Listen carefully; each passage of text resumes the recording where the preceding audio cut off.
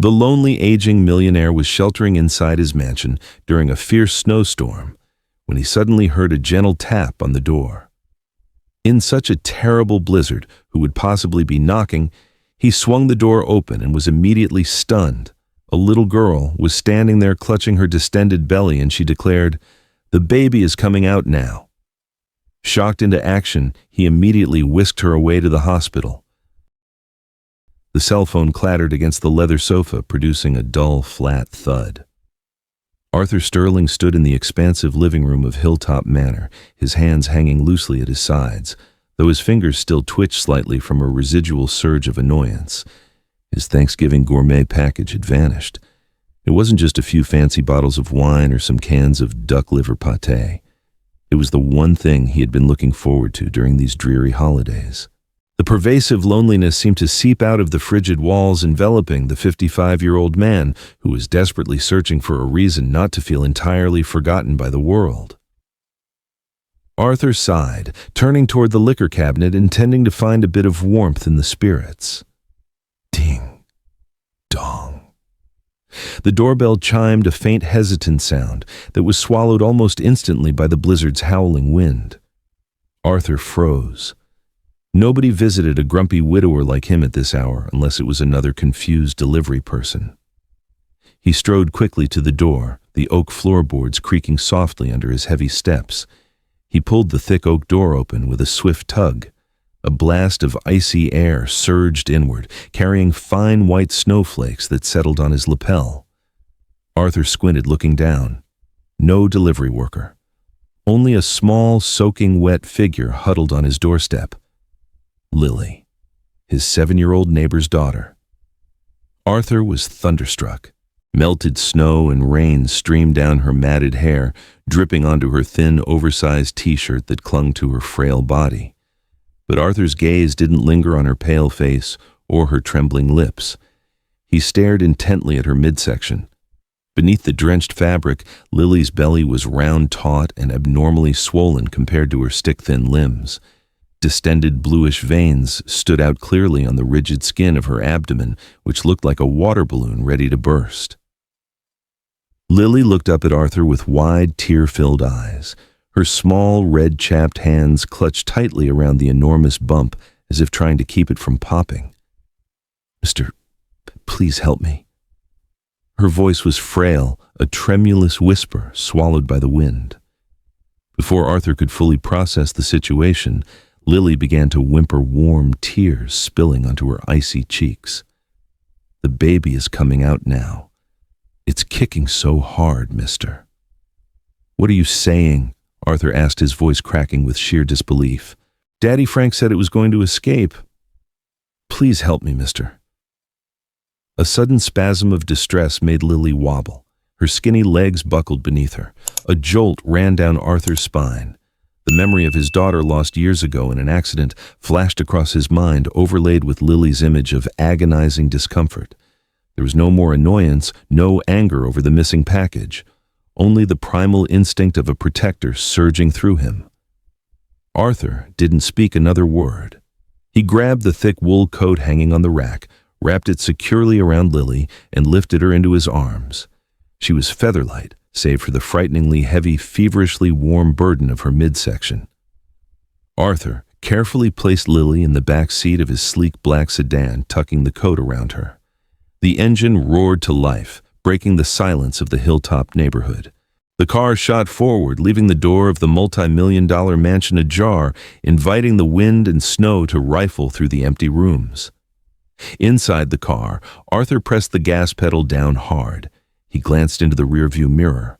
Lily was unconscious, her eyes closed, her face ghostly pale, but even in her stupor, her hands were still clutching her abdomen, uttering faint, broken moans.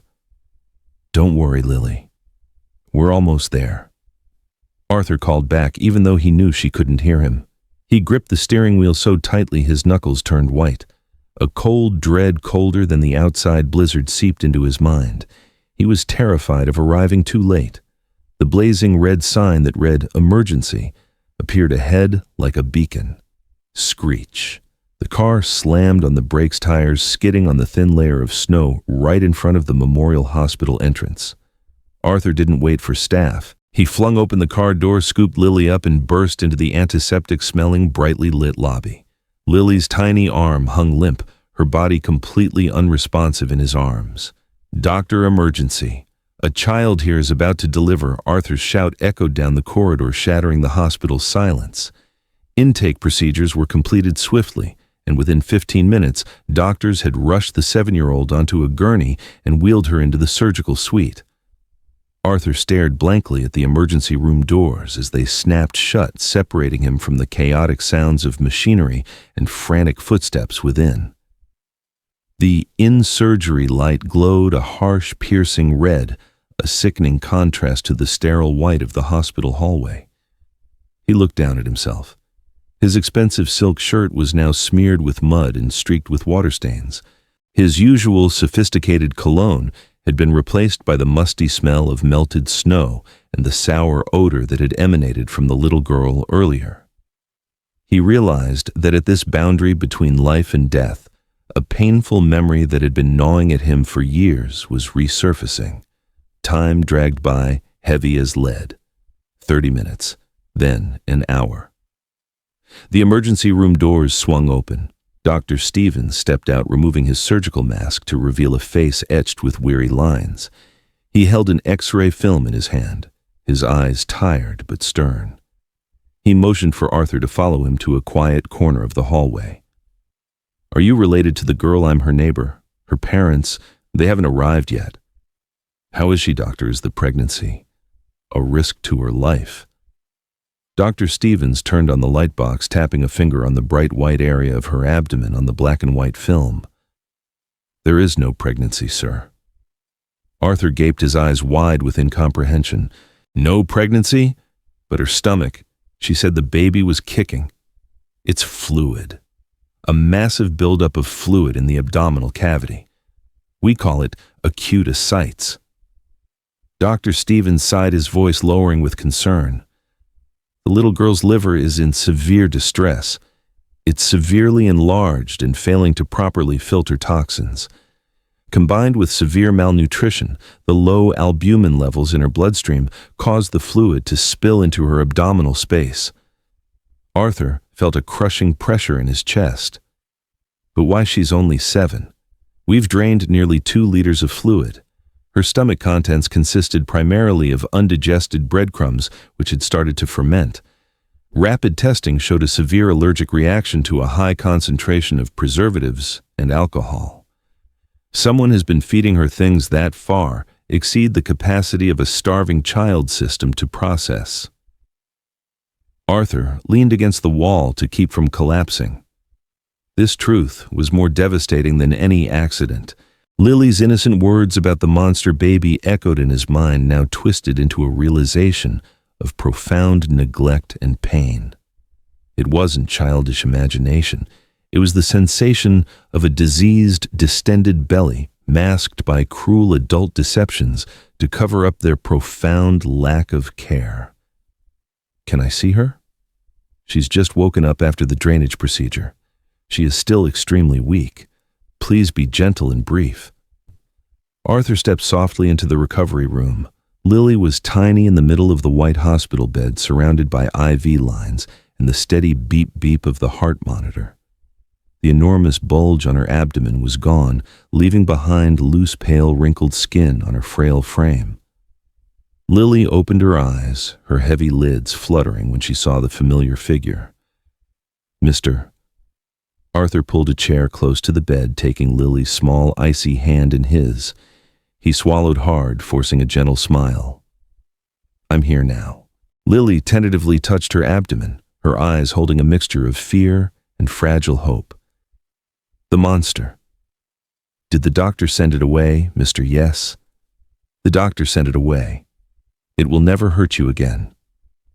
Lily exhaled a long, soft breath of relief, a faint smile touching her parched lips. "I was so scared. Daddy Frank said if it climbed out, he'd send Mom and me away. He brought home food last night. He said it was rich people's party food.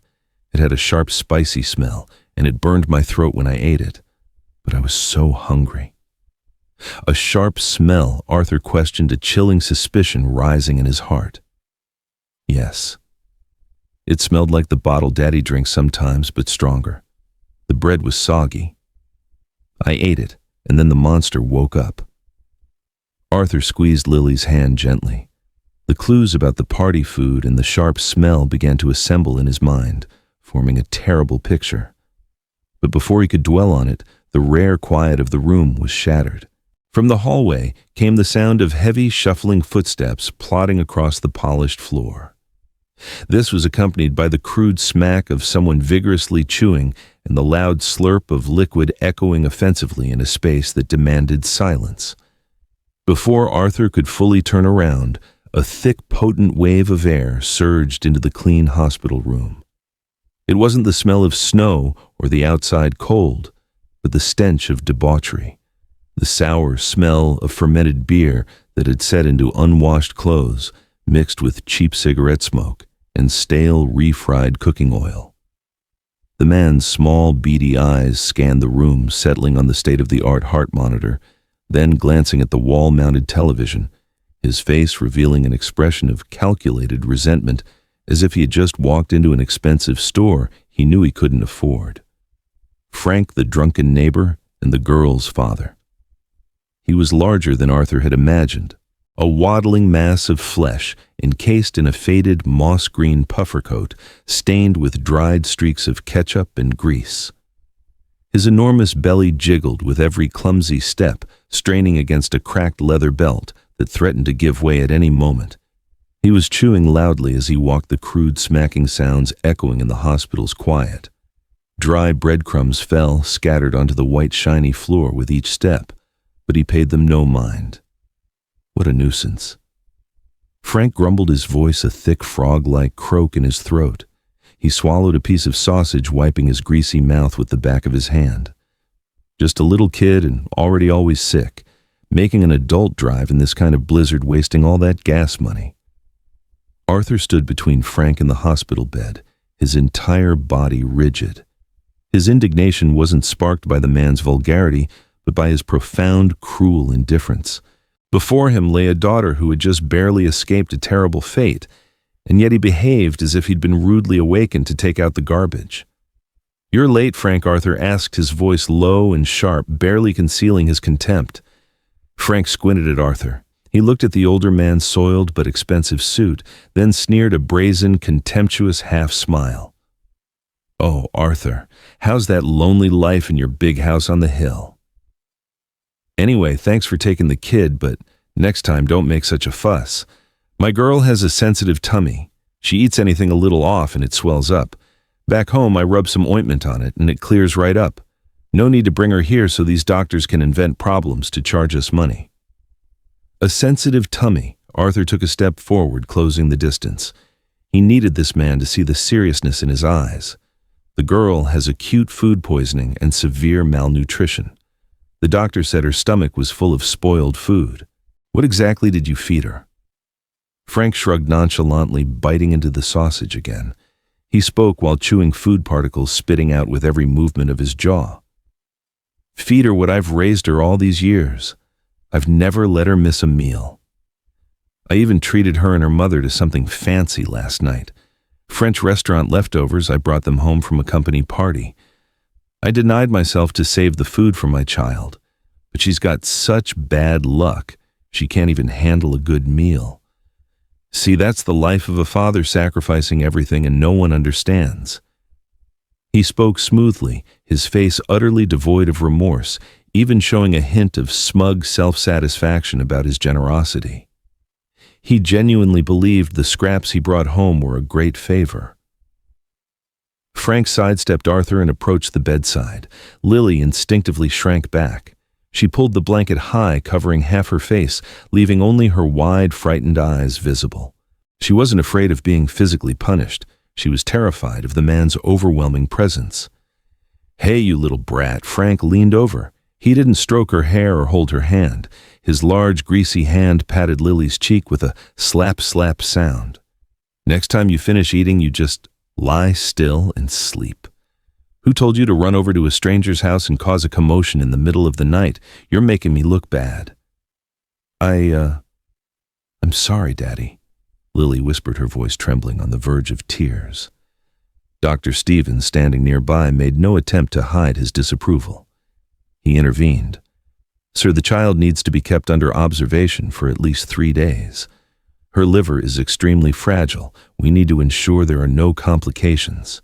Frank waved his hands dismissively as if swatting away flies. No, don't try to scare me. I know you people just want to fleece us for cash. We're poor. We don't have insurance. Where do you expect us to get the money to stay here? She'll go home, her mother will make her some rice gruel, give her some medication, and she'll be fine. I know my own child. She's just putting on a show." "I'll pay." Arthur's voice rang out resolute. He pulled his thick leather wallet from his inner jacket pocket. "I will cover all hospital fees, medication, and the cost of the best private room. Just let the girl stay here." The space shrank for a second. Frank looked at Arthur's thick wad of cash, then back at his own messy appearance. A flash of anger sparked in his eyes, not because he cared about his daughter, but because the warped pride of a failure was being challenged.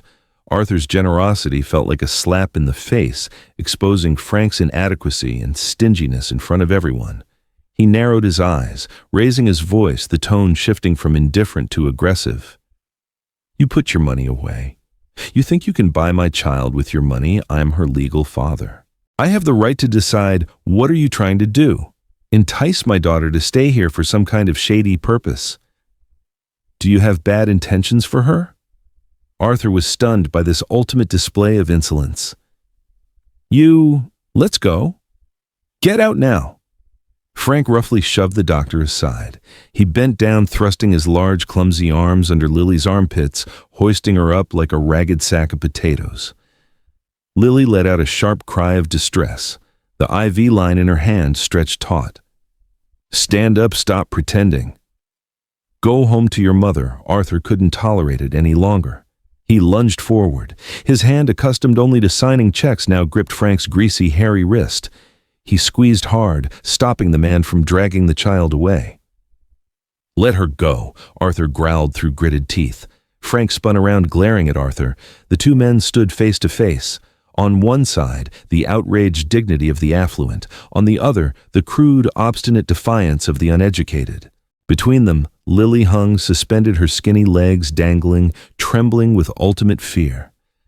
Frank's wrist was as hard as petrified wood. He didn't flinch at Arthur's grip. Instead, he sneered a look of utter disdain, then used his considerable bulk to forcibly rip his arm away from Arthur's grasp. The brute force of the manual laborer, however lazy, completely overpowered the aging office worker. Arthur stumbled backward. "Security."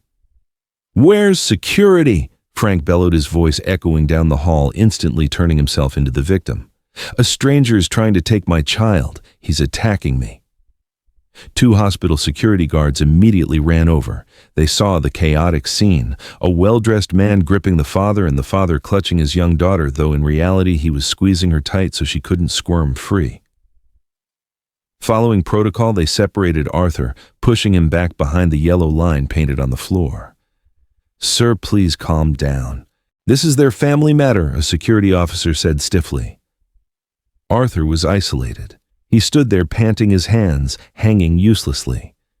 Before his eyes, Frank had fully regained control.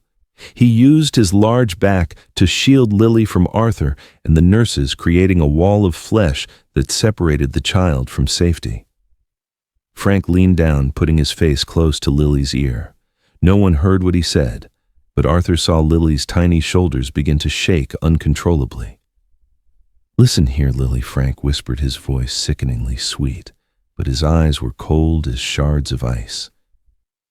"Are you going to stay here and let Daddy get arrested? Your mother is lying at home, you know. She's crying her eyes out because she misses you. If you don't come home right now, Daddy will leave. Who will take care of your mother then? Who will help her get to the bathroom? She'll fall on the floor and stay there forever." The threat struck Lily's only vulnerable spot, her mother. In the child's immature mind, the image of her bedridden, helpless mother, lying alone in the cold house, was vividly clear. Guilt surged through her, overwhelming her physical distress. She believed her hospitalization was an act of selfishness, a burden that made Daddy Frank angry and caused her mother to suffer. Lily opened her tear-filled eyes wide. She looked down at the hand with the IV needle still inserted. Then, to the horror of the nearby nurse, Lily raised her free hand and grabbed the plastic tube. I want to go home. She yanked hard. The metal needle pulled free from her vein. Bright blood welled up, dripping onto the pristine white sheets. Lily bit her lip hard, not daring to cry out, because she saw the satisfied nod from Daddy Frank. "No, Lily, don't," Arthur yelled, attempting to rush past the yellow line, but the security officer blocked him. "I want to go home to my mother." Lily repeated a little louder, as if to prove her obedience to her father. She refused the help of the nurse, who was scrambling to find gauze to stop the bleeding. Frank straightened up his face, triumphant. He looked at Arthur, then at Dr. Stevens, shrugging with an air of, "See, I told you so." "See, the kid misses her mother. You can't fool children. She's terrified of hospitals." Dr. Stevens looked at the streak of blood on Lily's hand, then at the father's stubborn, blind determination. He knew he had lost. The law protected parental rights, but sometimes it failed in its duty to protect the child from their own parents. He sighed, pulling a pre-printed form from his clipboard. "If you insist, you must sign this. It's a waiver refusing medical treatment against medical advice. If any complications occur after leaving here, the hospital is entirely without responsibility." Frank snatched the paper and the pen. He quickly signed his name, Frank Miller, the signature. A hasty scrawl, as decisive as a judge signing a death warrant hanging over his own child's head. He tossed the paper onto the nurse's desk, sneering, "Don't worry, my kid's tough." Arthur pulled his powerful black credit card from his wallet, holding it up in desperation. "I'll pay. I'll give you money. Any amount you want. Just let the girl stay one more night." Frank paused. He glanced at the card, then at Arthur's desperate plea. For a brief moment, greed flickered, but his fear of the truth being exposed, combined with his petty need to humiliate the rich man, was stronger. "I might be poor, but I have my pride," Old man Frank spat, spitting a mouthful of saliva onto the clean floor. "Your money can't buy my family." He placed his large, heavy hand on Lily's shoulder, shoving her toward the exit. Lily's steps were weak, wobbly. She had to cling to his leg to keep from falling, but he didn't slow his pace. They walked past Arthur, close enough that Arthur could smell the sour beer again. Before stepping through the automatic glass doors, Lily looked back. Her eyes met Arthur's. It was no longer the panicked plea from the doorbell.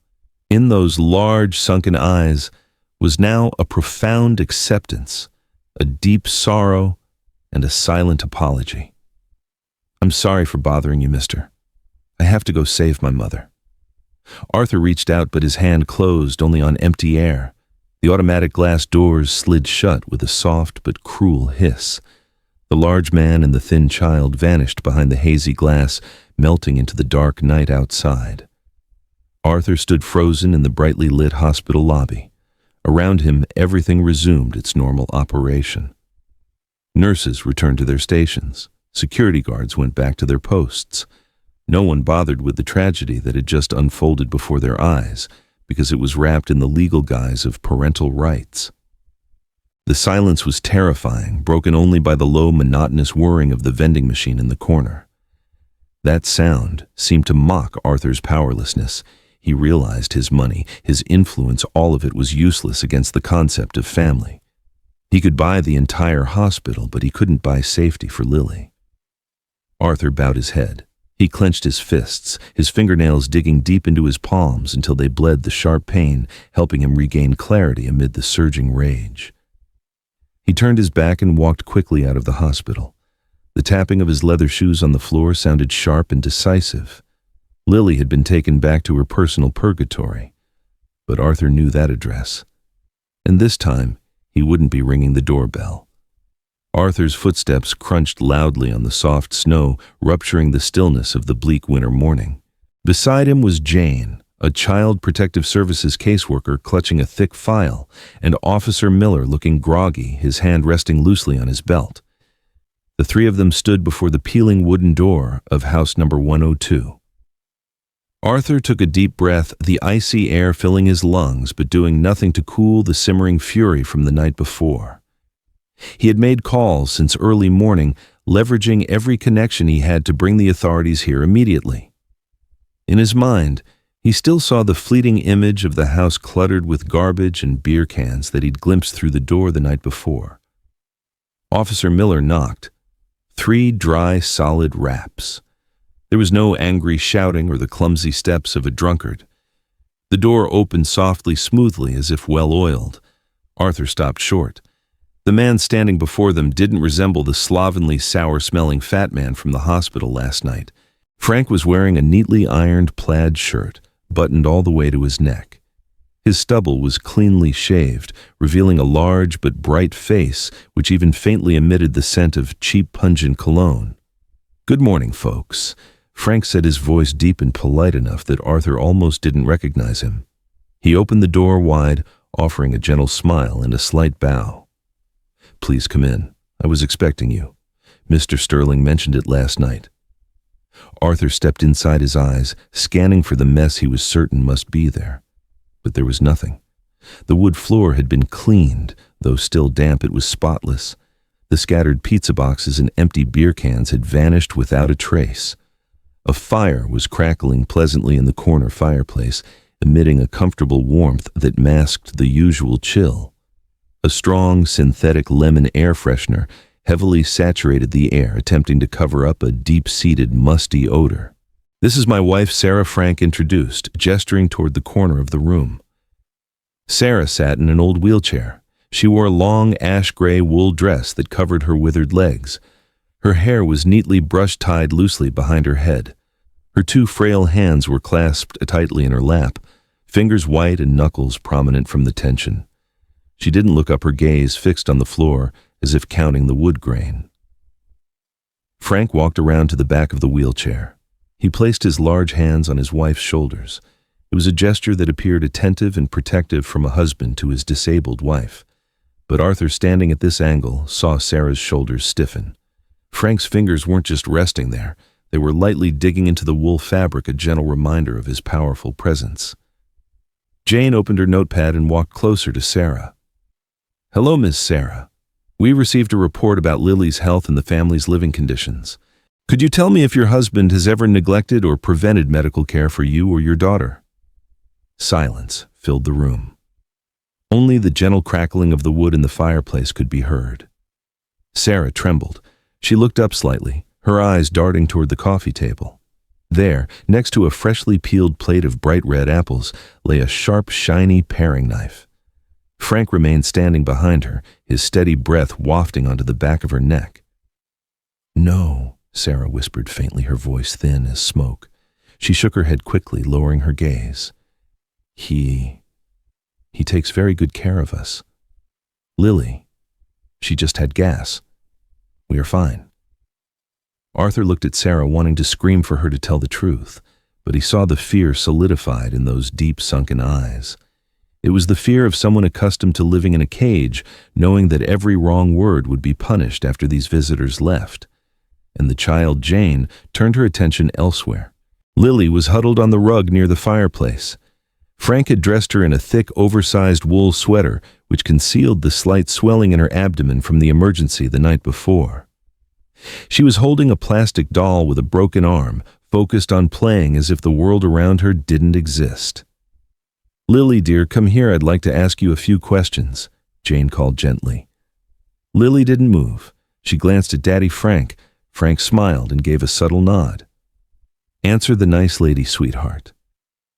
Only then did Lily look up. Her eyes were dry, completely lacking the desperate plea from the night before. She resembled a doll that had been pre-programmed.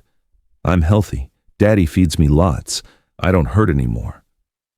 Arthur felt his chest tighten with frustration. This was an act. A perfect, calculated performance staged against a backdrop of poverty veiled in dignity. He's lying. Arthur couldn't contain himself, pointing a finger at Frank. I saw him feed the child garbage. He refused to let her stay in the hospital. Frank sighed, his face a picture of forbearance and patience. He walked toward the refrigerator and swung the door wide open. Inside were brand new cartons of fresh milk, green vegetables, and several trays of chicken. All were clearly still sealed, obviously bought in haste from a convenience store this morning. Mr. Sterling, I appreciate your concern for the child.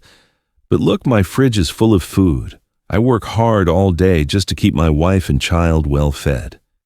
You insisting that I starve my daughter, it's quite unfair to me. Jane looked at the refrigerator, then at the clean, warm house. She closed her notebook. The strict regulations of Child Protective Services required evidence of immediate danger, visible injuries, life-threatening deprivation, or severe unsanitary living conditions. Here at this moment, there was nothing. The living environment meets basic standards.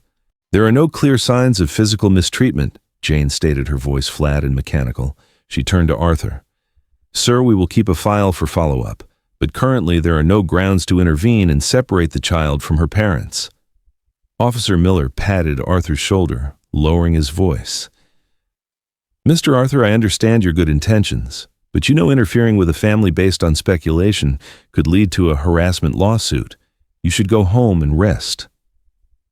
Arthur stood rooted in the middle of the living room. He looked at Sarah still with her head bowed. He looked at Lily still fiddling with the broken doll. And he looked at Frank standing there with the expression of a misunderstood, exemplary family man. Helplessness welled up bitter in his throat. The law demanded tangible evidence, but the malice here was invisible, hidden behind the smell of cheap air freshener and a fake smile. We'll take our leave, Jane said. Frank ushered them out. He brushed past Arthur, leaning in slightly. In the brief moment when his back shielded the view of the officer, Frank subtly winked at Arthur, a sly, taunting wink accompanied by a brazen half-smile. See, old man, I'm the law here. Arthur stepped out onto the snow-covered porch. Slam. The door to Frank's house closed loudly right behind him. The dry clack-clack of the deadbolt echoed sharp and decisive, like a judge's gavel declaring Arthur's defeat. He stood alone in the cold, staring at the silent wooden door, knowing that inside the performance had ended, and the real suffering was about to resume. The sound of the police car engine faded, and then disappeared down the street, restoring a deceptive quiet to the hilltop neighborhood. Inside the house, the moment the sound of tires crunching on the snow was gone, the gentle smile on Frank's face snapped off like a power switch. His face drooped, his muscles relaxing back into the default expression of a lazy, resentful man. He let out a long, heavy sigh, reaching up to loosen the top button of the shirt that was constricting his fleshy neck. It's stifling hot, Frank muttered, his voice coarse and thick. He quickly walked to the window, roughly yanking the thick curtains completely shut, blocking any potential curious eyes from outside. But in his characteristic haste and sloppiness, he left a small gap where the edges of the curtains failed to fully meet. Frank kicked his polished leather shoes into a corner, not caring that they bumped against Sarah's wheelchair. He slumped onto the sofa, which sagged deeply under the weight of his large frame. He reached under the couch and pulled out what he had hastily hidden that morning, a black plastic bag filled with empty beer cans and half-eaten fast food containers. The atmosphere in the house grew heavy and suffocating. The synthetic lemon scent began to dissipate, giving way to the returning smell of mold and sour sweat. Sarah remained still in her wheelchair, not daring to move. She knew the storm outside had passed, but the storm within the house was the most terrifying thing. Frank stood up and walked into the kitchen. He opened a hidden compartment behind the rice barrel where he kept his private spoils. He pulled out a heavy dark glass bottle of red wine, expensive and grand, along with a foil-wrapped package of premium cold cuts. These were items he had acquired from the package left at Arthur's doorstep yesterday, what he considered the reward for his cleverness. He returned to the living room, setting the wine bottle and the meat package on the table. Pop. The cork snapped out with a clean sound. Frank didn't bother with a glass. He tipped the bottle back, putting the mouth directly to his lips, gulping the wine down as if it were water. The dark, rich red wine flowed down his throat. A few drops spilled over, running down his chin and staining his clean shirt. Rich people stuff, all right. So smooth. Frank smacked his lips, then grabbed handfuls of the fatty smoked cold cuts, stuffing them into his mouth and chewing ravenously. The loud munching and the squelching of fat and juice in his mouth echoed clearly in the silent room. In the corner, Lily was still huddled on the rug. She had put her doll down. The rich aroma of smoked meat and the sharp scent of wine permeated the air, rousing her empty stomach. Grumble, grumble. Lily's stomach loudly gurgled, the sound of animal hunger impossible to hide. She cautiously lifted her head, her eyes fixed on the piece of meat in Daddy Frank's hand. She swallowed hard, her dry throat bobbing. Since yesterday, aside from the small amount of IV fluid at the hospital, her stomach had received nothing substantial to digest. Frank glanced down. He stopped chewing, looking at Lily, staring up at him. What are you looking at? He asked, his voice slurring slightly as the alcohol began to take effect. Hungry. Lily nodded faintly, her eyes still locked on the meat. Frank clucked his tongue, a look of annoyance on his face, as if feeding his child were a massive burden. He looked at the meat package on the table, the best pieces he wanted to keep for himself.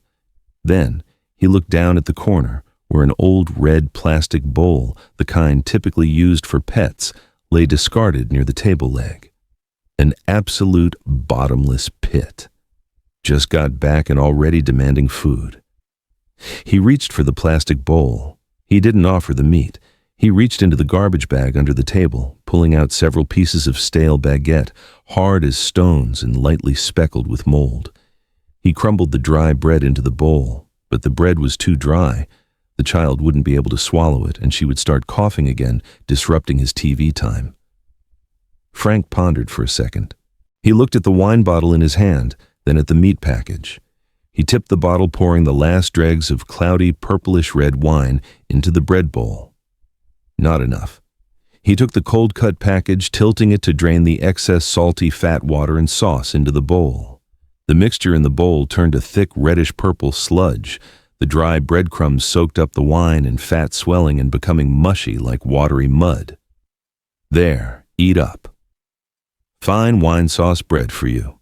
Took me a lot of work to prepare that, Frank said mockingly. He didn't hand it to her. He set the bowl on the wooden floor, then nudged it with his foot.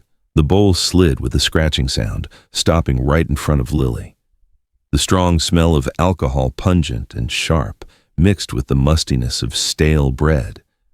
But to a 7-year-old child who was starving, it was food. Lily quickly grabbed the bowl. She didn't know what wine was or why it had such a sharp odor. She only knew her stomach was crying out from hunger. She used her hands to scoop up the soggy, red-stained bread chunks and bring them to her mouth. The burning bite of alcohol hit her nose, bitter and scorching her tongue. Lily grimaced, coughing a few times, but she forced herself to swallow. She swallowed the first chunk, then the second. The hunger made her chew ravenously, overriding her taste buds' frantic protest. Sarah sat in her wheelchair, turning her face away. She bit her lip until it almost bled to keep from sobbing.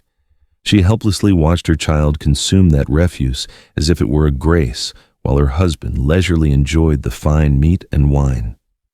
Just 15 minutes later. Lily put the empty bowl down. Her face began to turn bright red. Her breathing became labored, a wheezing rattle like someone having an asthma attack. Lily clutched her abdomen. Daddy, my stomach. It's so hot. Her small body, already suffering from severe liver damage, had just received a potent dose of alcohol and concentrated sulfite preservatives from the strong wine. The body's rejection began immediately. The area beneath her thick sweater started to balloon, tightening up again. The blood vessels beneath her skin dilated, bringing on an intense itch and excruciating discomfort simultaneously. Frank glanced at the whimpering child writhing on the rug. He clucked his tongue and reached for the TV remote. Beep! The television volume shot up. The loud commentary of the football game drowned out the child's moans. "Ignore it. She's just full of it. It'll stop in a bit," Frank muttered, then tipped the bottle back to drain the last drop of wine, his eyes glued to the screen. He was completely unaware that his stinginess and ignorance were pumping toxins directly into his daughter's fragile bloodstream. Outside, dusk had settled. Snow began to fall again. At the fence separating the two houses, Arthur was still there. He hadn't gone inside. He stood tucked beside the old oak tree, his eyes narrowed, staring intently at the tiny gap in Frank's window curtain. From this angle, he couldn't see Lily, but he saw Frank. He saw the large man tilting his head back drinking, and the light in the room illuminated the glass bottle in his hand. A dark bottle with a distinct curved shape and a familiar, painfully recognizable cream-colored label with gold trim. Arthur held his breath. A flash of insight pierced the fog of his despair. That was his Chateau Margaux bottle. And if that bottle was in Frank's hand, then all the disjointed pieces of the puzzle from last night until now suddenly clicked together into a horrifying, complete picture. The lights in Frank's living room were out, but Arthur still hadn't left the window. He stood hidden in the darkness of his study, his eyes fixed on the house opposite through his own window curtain. A terrible premonition churned in his gut, stronger than the skin-cutting cold of the Chicago winter night. Under the faint moonlight reflecting off the white snow, a large, lumbering shadow appeared at Frank's back door. It was him. Frank stepped outside. He was only wearing a thin shirt despite the falling snow. In his hand was a large, bulging black plastic bag. He didn't go out the main gate, but slipped through the narrow path behind the house where thick wild bushes were covered in snow. His gait was hurried, secretive, his head darting around like a sewer rat afraid of a headlight. He stopped at the large communal dumpster at the end of the shared alley. He opened the lid and forcefully threw the black bag inside, with the finality of someone trying to erase all trace. A heavy thud echoed, shattering the quiet of the late night. Frank closed the dumpster lid, wiped his brow with his sleeve, despite the freezing temperatures, and quickly shuffled back into the house. Arthur let go of his curtain. His breathing was rapid. He knew that bag contained the answer he had been seeking for 2 days, the answer that the law and the doctors had missed. Arthur didn't hesitate. He shed his expensive silk pajamas, quickly pulled on a thick black puffer coat, zipping it up to his chin. He pulled on his snow boots and grabbed a small but intensely bright flashlight.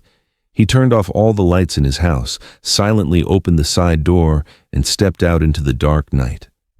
The wind whipped past his ears, stinging his face with tiny ice pellets.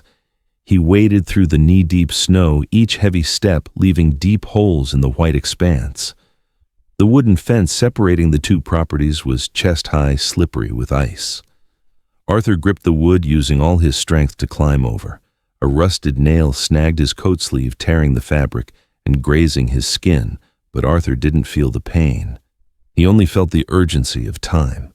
He reached the communal dumpster. The stench of decomposing garbage mixed with the smell of old fish and rotting food assaulted his nostrils the moment he lifted the lid.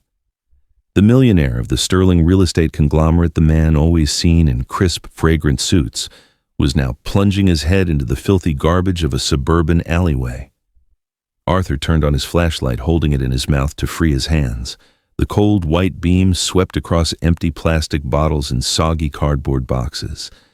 There it was, the bulging black bag resting on top. Arthur ripped the bag open. Garbage spilled out. His heart pounded as the flashlight beam illuminated a familiar object. A torn, crushed cardboard box, but the white postal label was still intact.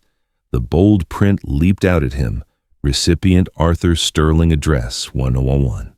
Hilltop Avenue. Arthur's hand trembled violently. He dug deeper into the muddy refuse. He pulled out 3 heavy dark glass bottles.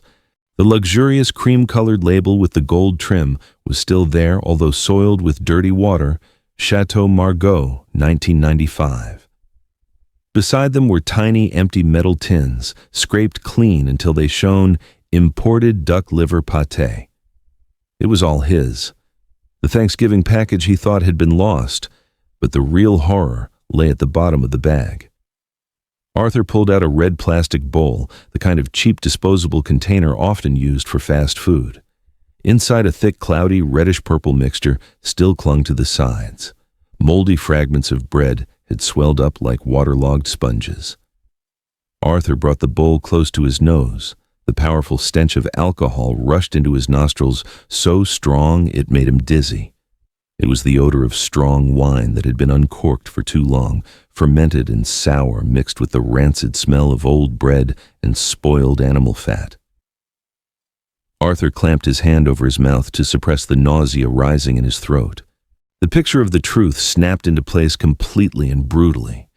There were no blows. There was no visible physical abuse. Frank, the greedy, lazy neighbor, had stolen his package. He had guzzled the $1,000 wine and eaten all the rich pâté. The leftover wine dregs and fatty liquid, which he was too stingy to throw away, he had mixed with moldy bread and forced into Lily's empty stomach. He had used his ignorance and parsimony as a poison, injecting alcohol and high concentrations of sulfites directly into the fragile system of a 7-year-old child. "You villain," Arthur hissed through his teeth, his voice swallowed by the wind. He trembled not from the cold, but from sheer ultimate rage. He carefully gathered all the bottles, cans, and the filthy plastic bowl into a clean bag he had brought with him. He clutched the bag to his chest like a treasure, knowing that this refuse was worth more than gold. It was the key to shattering Frank's facade as the poor, decent father. Arthur turned hurrying toward his house. He needed to make a call immediately. But as he passed Frank's side window where his flashlight beam inadvertently swept across the gap in the curtains, Arthur's steps faltered. In the faint light spilling from the television screen, Frank was sound asleep on the sofa, his mouth agape, snoring loudly. But in the corner of the room, on the old shag rug, Lily was curled up. She wasn't sleeping. She was writhing, her hands clamped tightly around her abdomen. Her mouth was open wide, but no sound escaped. White foam was bubbling out, trailing down her chin. Her eyes were rolled back, showing only white in the darkness. The bag of evidence dropped heavily onto the snow. Arthur did not return to his house. He rushed to Frank's window and pounded on the reinforced double-paned glass, but it was too thick. He pulled out his phone, his numb fingers frantically dialing the emergency number. "Police ambulance. Right now, address 102, Hilltop. Someone is dying. I have evidence of a crime." Arthur yelled into the phone, his voice ragged, mixing with the howling wind. He didn't wait for the operator to finish their response. He immediately dialed the number of the federal postal inspector, the old friend he had contacted the previous afternoon. "Get here now. He's destroying the child. I found the parcel." Early the next morning, the weak winter sun tried to pierce the gray clouds hanging over the still sleeping Hilltop neighborhood. But the deceptive calm was ripped apart by the piercing, wailing sirens of 3 police cars and a black specialized vehicle belonging to the Postal Inspection Service. Frank's front door rattled violently, then burst open with a deafening crash as a specialized battering ram smashed it down. Frank, who was asleep with his feet propped on the coffee table, jolted awake from his post-drunken headache, tumbling onto the floor. Before he could process what was happening, 3 dark muzzles and dozens of armed officers swarmed in, completely surrounding the living room. "Police, stay still. Hands on your head." Frank cowered, his face ashen. He stammered, drool dripping from his lips. What is this? What did I do? I'm an honest citizen. You have the wrong house." Arthur walked in. He wasn't wearing a sophisticated suit. He was still in the black coat stained with snow and mud from the night before, carrying the filthy garbage bag. But his demeanor was now more commanding and terrifying than any judge.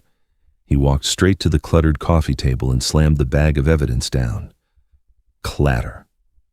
Arthur pulled out the mangled postal box, placing it directly in front of Frank. Then came the empty Chateau Margaux bottle. And finally, the red plastic bowl still pungent with a sour odor. "Look closely," Frank Arthur said, his voice deep, resonating like suppressed thunder. "Is this your honesty?" Frank stared at the objects. His pupils contracted. He recognized the box. He recognized the bowl. The postal inspector stepped forward, displaying his shining badge. Frank Miller, you are under arrest for theft, possession, and destruction of federal mail. And the more serious charge, willful endangerment of a child with contaminated food. We conducted a rapid test on the food sample in this bowl. The concentration of alcohol and sulfite toxins is 50 times the safe level for a child. Frank's mouth hung open.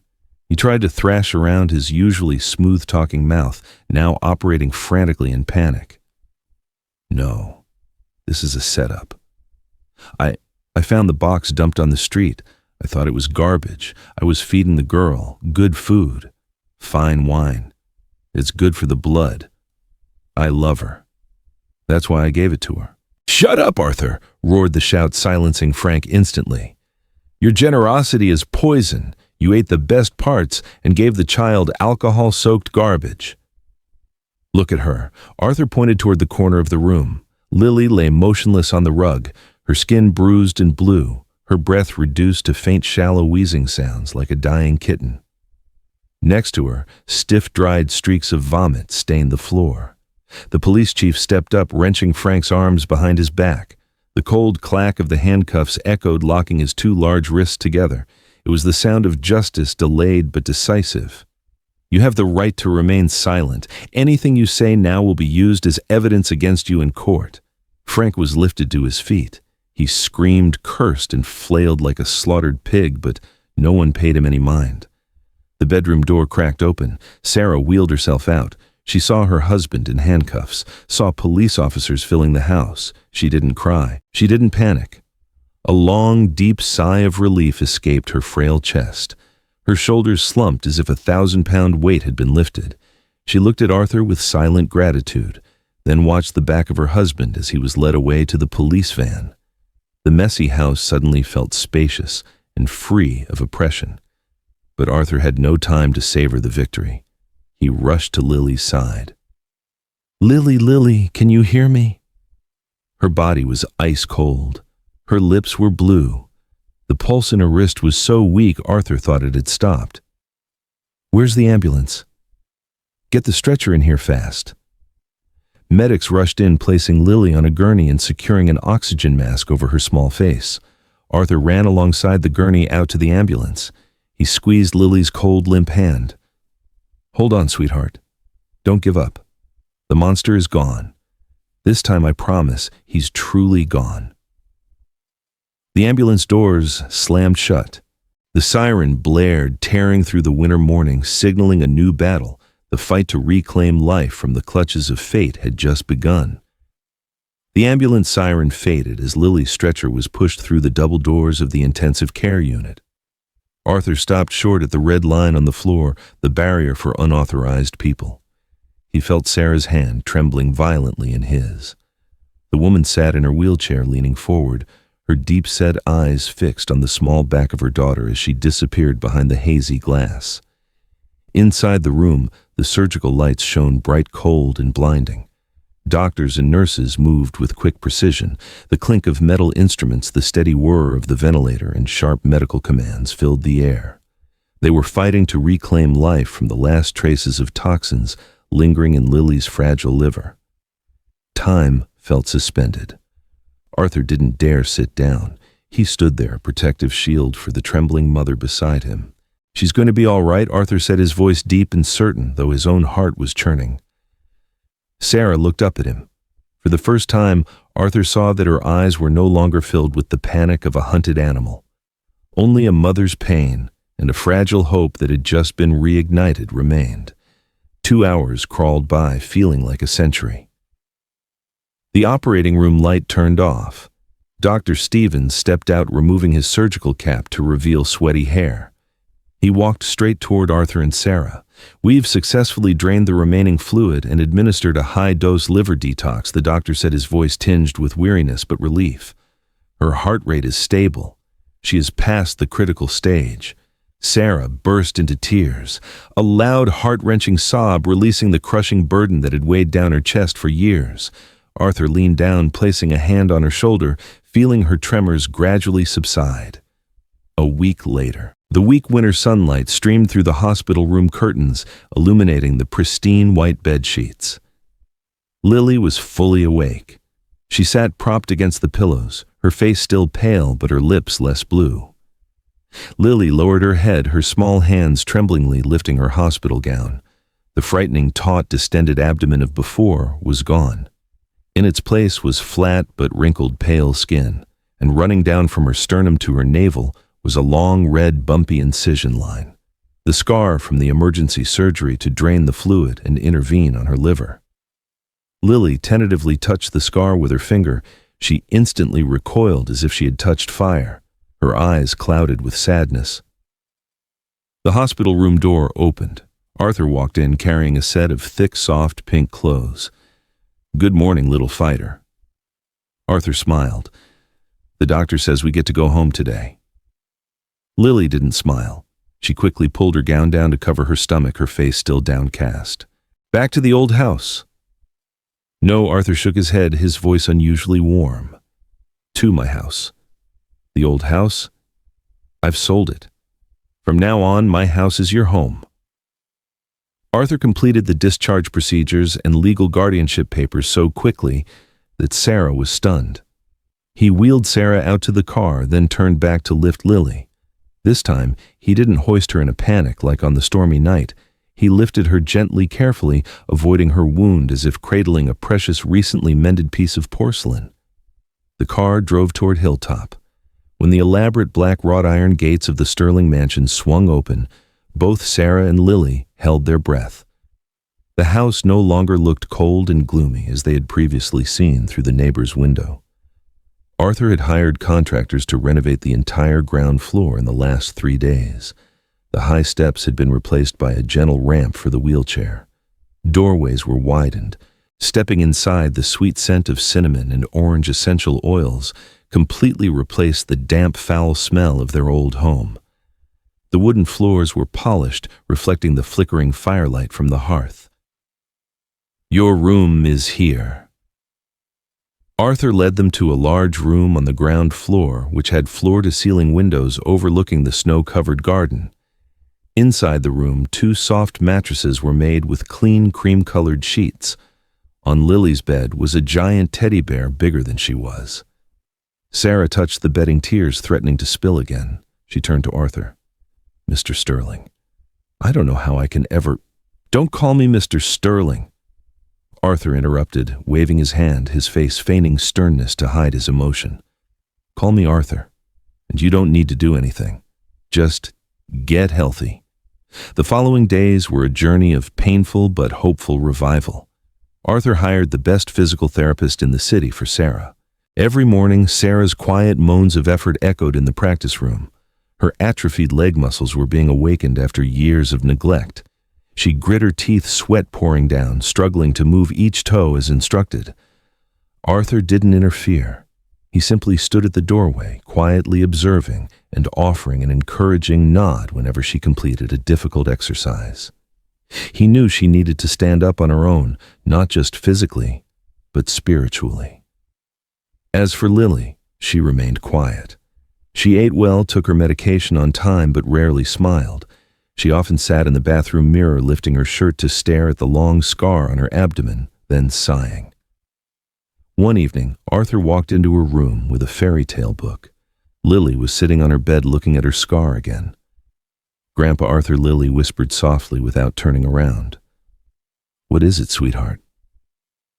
Arthur sat down on the edge of the bed, placing the book on his lap. Was Daddy Frank right? Arthur frowned. "What did he say?" "He said I had a monster in my tummy. Now the monster is gone, but it left this mark. I look ugly, Grandpa Arthur." "Am I a monster?" Her voice cracked. The trauma from Frank's cruel words was deeply rooted in her young mind. She believed the scar was a mark of punishment, proof that she was a flawed child with a sensitive tummy, as her stepfather had claimed. Arthur set the book down. He knelt on one knee on the floor, bringing his eyes level with Lily's. He extended his large, rough hand, asking permission with his eyes, then gently touched the pink raised line on her stomach. "Lily, look at me." Lily looked up, her eyes watery. "This is not the mark of a monster," Arthur said, his voice firm and serious. "Do you know what the bravest warriors wear when they come home from battle? They wear scars. They are medals. This scar proves that you fought fate, fought malice, and you won. It is your badge of courage, Lily." Lily blinked, her tears stopped. "A medal?" "That's right. Only the incredibly strong get one. It reminds you that you survived." Arthur smiled, a rare expression that softened the harsh lines on his forehead. "And I think it's beautiful. It's proof that you are the grandchild of Arthur Sterling." Lily looked at Arthur, then down at the scar. For the first time, she didn't find it frightening. She saw it as a part of herself, a part that Grandpa Arthur had accepted and honored. She giggled softly, a pure, innocent sound that chased away the remaining shadows in the room. Lily rushed forward, wrapping her arms around Arthur's neck. "Grandpa Arthur is my Grandpa Arthur." Froze for a moment, then wrapped his arms securely around Lily's small back. The scent of her children's shampoo and the warmth of her body made his aging heart tremble. In the corner of the room, Sarah sat in her wheelchair, watching the two of them. She smiled, then turned back to her desk. She placed her hands on the computer keyboard. Her long, slender fingers, once skilled at playing the piano, now began to type complex accounting commands. Arthur had given her the task of managing his company's books. The click-clack of the keyboard was steady and strong. It wasn't just the sound of work. It was the sound of self-sufficiency, of her reclaiming her life from the clutches of destiny. Outside the window, the last snowflakes were melting, revealing tiny green grass shoots stretching up through the soil. The long, drawn-out winter was finally coming to an end. 1 year later. Winter had returned to suburban Chicago, but the biting cold seemed unable to penetrate the gates of Hilltop Manor. The entire house glowed with warm, golden lights. Unlike the silence and darkness of the previous year, this year every window of the mansion radiated light, life, and joy. Gentle Christmas music drifted out into the yard, blending with the gentle wind to create a soothing harmony. In the vast living room, a Christmas tree tall enough to touch the ceiling stood proudly, emanating the sweet scent of pine sap. Sarah sat in a modern electric wheelchair. She wore a cream-colored turtleneck sweater. Her hair softly curled her lightly made-up face, radiating a confident glow. She was no longer the shrinking, fearful woman cowering in the shadows. Now, she was the chief financial officer, the woman who held the keys to this home. A little higher, Sarah directed, guiding the housekeeper as she hung a golden ribbon on a pine branch. Yes, that's perfect. The thud-thud of running feet echoed from the wooden staircase. "Mommy, Grandpa!" "Look at me." Lily bounded down from the second floor. She was no longer the frail, soaked creature with the swollen belly of a year ago. Lily was taller now. Her cheeks were rosy and plump, her eyes sparkling like 2 stars. She wore a velvety dark red dress that flared out, and her feet were clad in shiny black Mary Janes. Lily spun around in the living room, her dress billowing out like a radiant rose. My beautiful girl, Sarah, applauded, her eyes filled with love. From the kitchen, the sweet, rich aroma of butter, sugar, and cinnamon drifted out. Arthur emerged carrying a tray of warm gingerbread cookies fresh from the oven. He wore a red apron with a whimsical reindeer print over his comfortable house clothes. The severe, grumpy look of the lonely millionaire had completely vanished, replaced by the gentle, relaxed expression of a contented man. "Grandpa's cookies are here. Only the good kids get one," Arthur announced in a deep, theatrical voice. Lily squealed, running and launching herself into Arthur's arms the moment he set the tray down. She climbed onto his lap, sitting as naturally as if it were her exclusive throne. Lily pressed her ear against Arthur's belly. Lately, thanks to the warm family meals that Sarah cooked or that they all made together, Arthur had gained a little weight. His stomach was slightly round, soft and warm. Lily squinted up at him playfully. "Grandpa, your tummy is so big. Are you having a baby?" The innocent question brought back the terrifying memory of a year ago, causing Sarah to pause for a second. But Arthur was not flustered. He threw his head back and laughed heartily, the sound rumbling through his chest and filling the room. "No, you little rascal," Arthur tickled Lily's side, making her giggle. "My tummy is big because it's full of too much love. Love for your mother, for you, and for all those cookies you make me taste test." Lily hugged his neck tightly, burying her head on his shoulder. "I love you, Grandpa Arthur."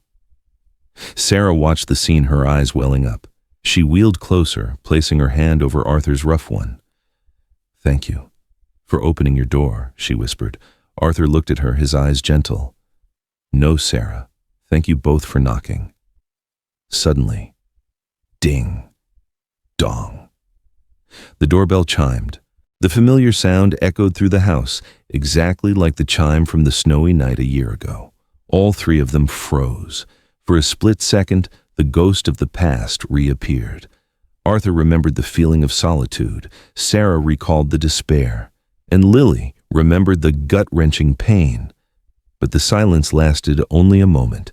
Lily didn't cower. She didn't look toward the door with fear. She hopped off Arthur's lap, her Mary Janes clicking happily on the wood floor. "Guests are here, it must be." Officer Miller and Ms. Jane Lilly ran quickly to the door. She stood on her tiptoes, grasped the doorknob, and swung the heavy oak door wide open. There was no blizzard. No frigid air rushed in. Outside was the warm yellow street light. Standing on the doorstep were Officer Miller, the social worker Jane, and several other neighbors. They carried gifts wrapped in green and red paper bottles of sparkling cider and friendly smiles. "Merry Christmas, Sterling family," Officer Miller called out. The light from inside the house spilled out, warming the snow-covered front yard. Lily stood there radiant in her red dress, waving everyone in. "Please come in. We have the best cookies." Arthur stood up, moving behind Sarah's wheelchair to push her toward the door to welcome the guests. He watched Lily's small figure excitedly greeting everyone. Then he looked up at the top of the Christmas tree, where a brilliant gold star sparkled brightly. He felt a wave of warmth run down his spine, not from the fireplace, but from a place far away. He knew that up above his wife and daughter were also smiling. They had guided Lily to his doorstep that night. Arthur took a deep breath, his chest full of the air of life, the smell of baking, and the scent of happiness. He stepped forward, putting his hand on Lily's shoulder, welcoming the guests alongside her, and Sarah, welcoming their new life. The door of Hilltop Manor closed behind them. But this time, it closed not to shut out the world, but to keep the warmth and the bright laughter safe inside. The story of the child who was about to deliver a baby on a stormy night had ended, giving way to a new one, the story of a family born from compassion and courage.